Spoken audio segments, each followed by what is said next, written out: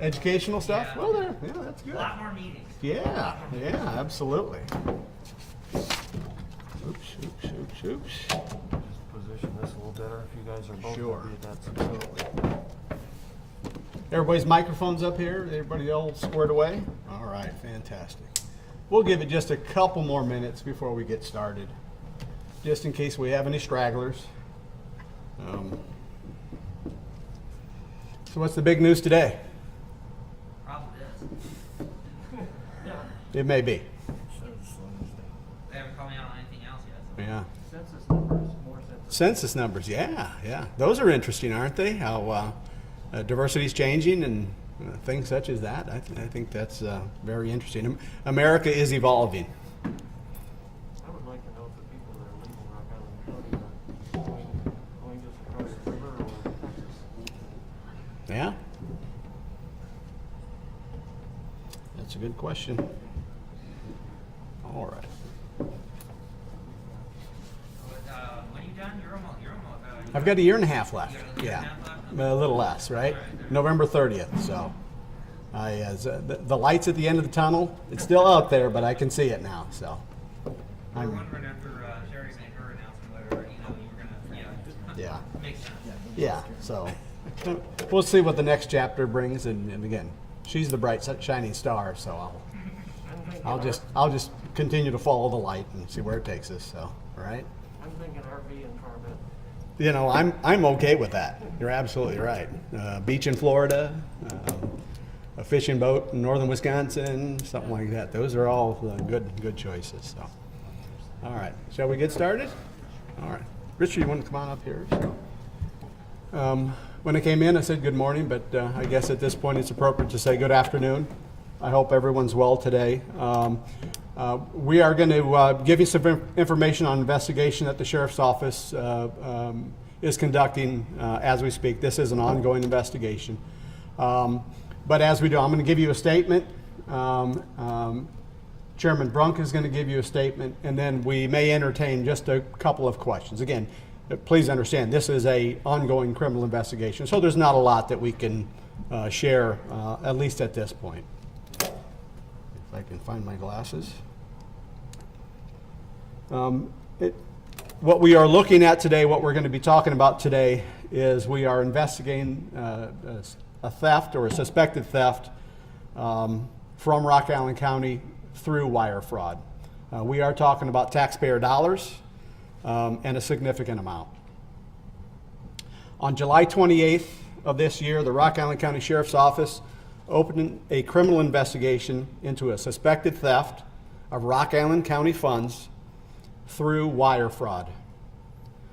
The suspected theft was reported to the Rock Island County Treasurer's Office and Rock Island County Auditor's Office by Rock Island County's local financial institution.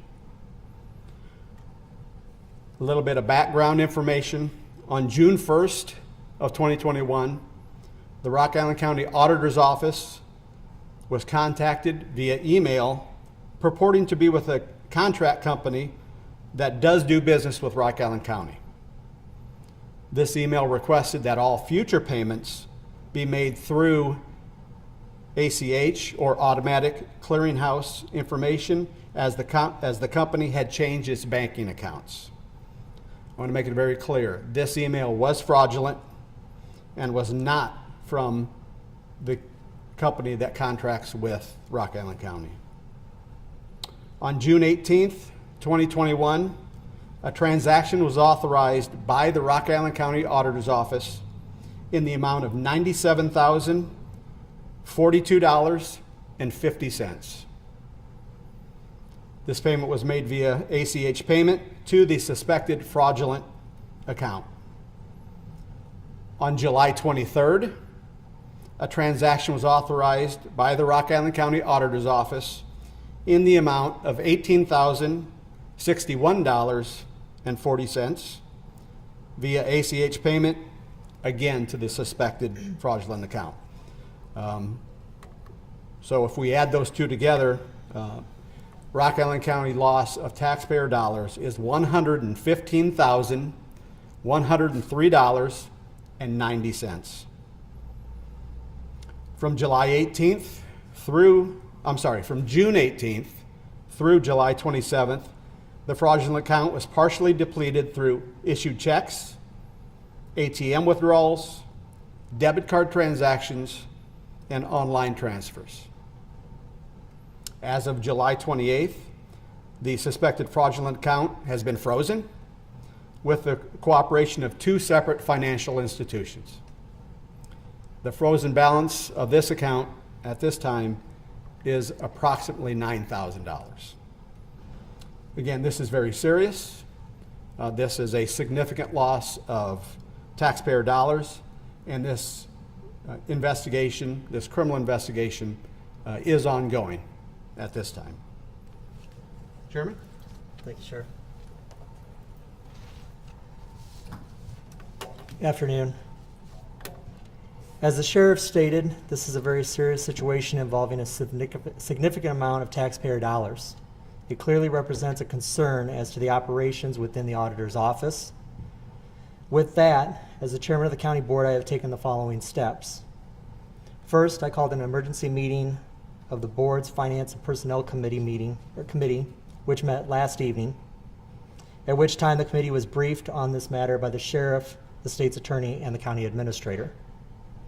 Secondly, while the operation of the auditor's office falls under the purview of an independently elected, countywide elected official, I have formally requested that the county auditor place the employee involved in this mispayment on administrative leave.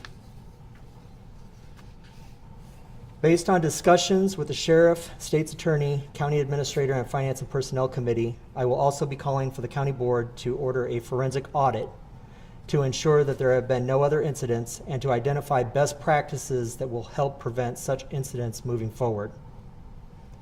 The county board will be briefed on this matter, the full board will be briefed on this matter this coming Tuesday at its regular meeting, and I am confident that the board will be taking decisive action to do its part to help make sure similar incidents do not occur in the future. Mr. Melke, were you going to make a statement? No, I'm just here for moral support for Sheriff Bustos and Chairman Brunt, that we're heading in the right direction. Thank you. Thank you. As I said before, we are willing to take a few questions. Again, please understand it's a ongoing criminal investigation. That typically these type of investigations, they take a long time to bring to resolution. Sheriff, who was this money, who did we think this money was going to? One of the contract companies that Rock Island County works with, it was a company that we were doing business with. We certainly owed payments to. So this fraudulent email was sent to the auditor's office and asking to make the payment differently than what we typically made. And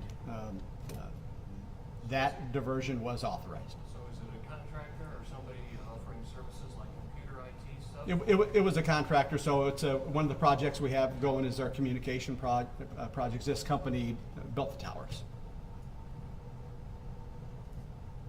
Did the contractor not contact the county and say, hey, at this time, this money was due and we didn't get it? I'm not able to really answer that question. I know that they are aware of it now. At what point they became aware of it, I can't say for sure. This probably is going to dovetail on that, but how did the county go? At one point, did you guys realize that money was going someplace it probably wasn't supposed to? That was through the financial institutions that we do business with. I think their fraud departments recognized transactions as suspected fraudulent and then contacted us. And obviously, we've confirmed that they were fraudulent. Can you tell us anything about the account it was going to, as far as where it's based and who may have been taking money out of it? No, I cannot. Again, that's all part of the investigation, and we are following up on many leads at this time with the help of the financial institutions. And I have to ask, does this look like a county employee was participating in this deliberately, or does this appear to have been a mistake on the part of that auditor's employee at this time? At this point, I don't have any information to say that any member of the Rock Island County employees were part of the theft. They were not part of the theft. Let me be very clear. Okay.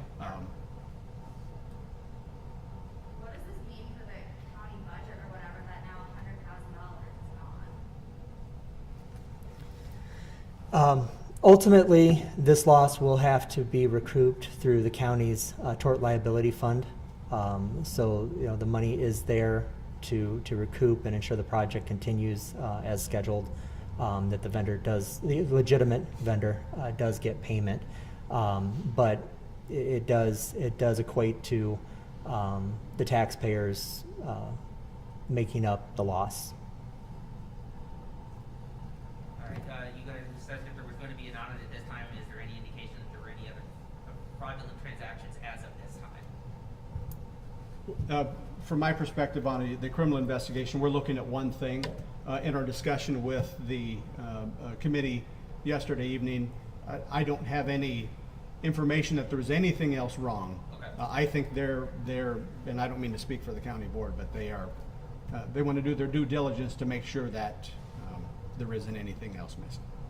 As far as other law enforcement, who else is involved? Have you brought in, are the feds involved in this at this time? Is anybody else? Not at this time, but again, that's not unusual. Okay. We have to do a lot of background information before they would become involved anyway. Is this the first time the county has gone through this kind of action against them to be fraudulently taking of people? I'm sorry, just to clarify, the first time that we have, Have you ever been scammed?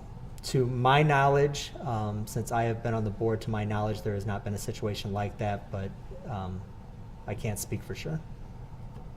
And from my perspective, no, I'm not aware of any other time where a scam, if you will, was successful.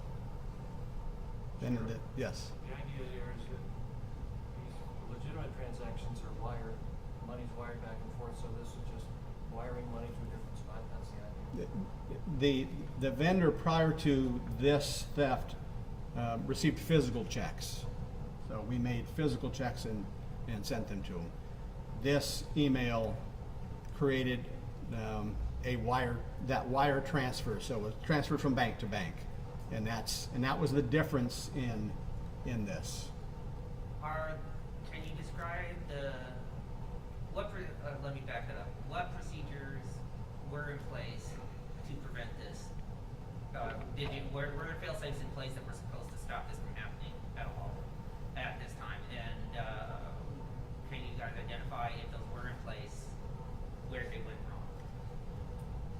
I'm not aware of the protocols within the office, but I think it's safe to say that there was no verification of this fraudulent request. As in, nobody followed up to make sure it was going someplace it was supposed to? Just to clarify. I don't see where anybody did a check. Okay, all right. And just to clarify on that, as I mentioned in my statement, the auditor's office falls directly under the purview of an independently elected, countywide elected official. So any policies or protocols to be put in place within that office ultimately are the responsibility or the call of that elected official. As I mentioned in my statement, moving forward, I will be calling for the board to order a forensic audit just to ensure that no other similar incidents or any other concerning incidents have occurred. Through that process, obviously there will be best practices that will come to light that we will do our best to ensure are put into place to ensure that this doesn't occur in the future. But again, the actual operations of the individual countywide elected offices are the sole responsibility and statutorily of the countywide elected officials. Thank you all for coming. We appreciate it very much. Again, as I said, this is an ongoing investigation. We're going to find out more as time goes by, and if it's appropriate, we'll certainly share that with you when it is available. All right? Thank you so much. Thank you. Thanks, Richard. Yeah, thanks for Drew. Appreciate it. Here. Thank you.